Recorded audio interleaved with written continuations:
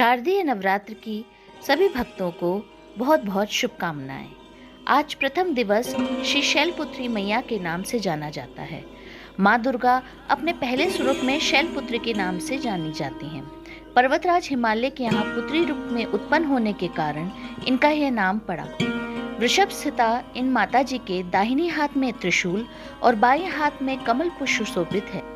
यही नव दुर्गाओं में प्रथम दुर्गा है।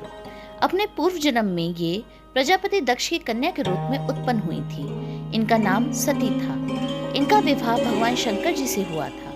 एक बार प्रजापति दक्ष ने एक बहुत बड़ा यज्ञ किया।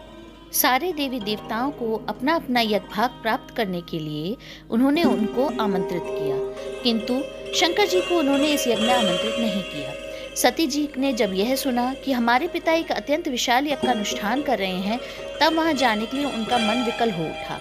अपनी इस इच्छा को जब उन्होंने शंकर जी को बताया, तो सारी बातों पर विचार करने के बाद श्री शंकर जी ने कहा, प्रजापति दक्ष हमसे किसी कारणवश से रुष्ट हैं।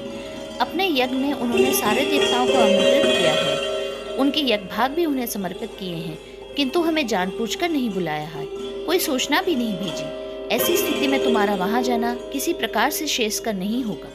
शंकर जी के इस उपदेश से सती को प्रबोध नहीं हुआ।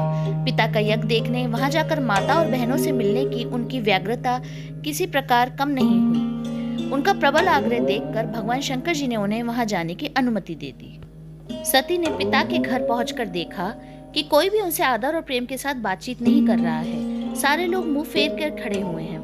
केवल उनकी माता ने ही उन्हें स्नेह से गले लगाया। बहनों की बातों में व्यंग और उपहास के भाव थे।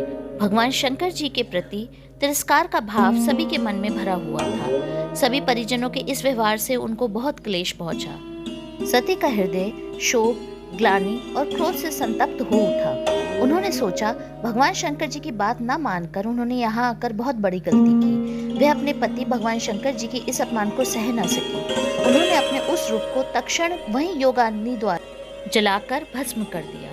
वज्रपात के समान इस दारुण दुर्घटना को सुनकर शंकर जी ने क्रुद्ध हो अपने गणों को भेजकर दक्ष के उस यज्ञ का पूर्णतः विध्वंस करा दिया। सती ने अपने अगले जन्म में शैलराज हिमालय की पुत्री के रूप में जन्म लिया। इस बार वह शैलपुत्री नाम से विख्यात हुई।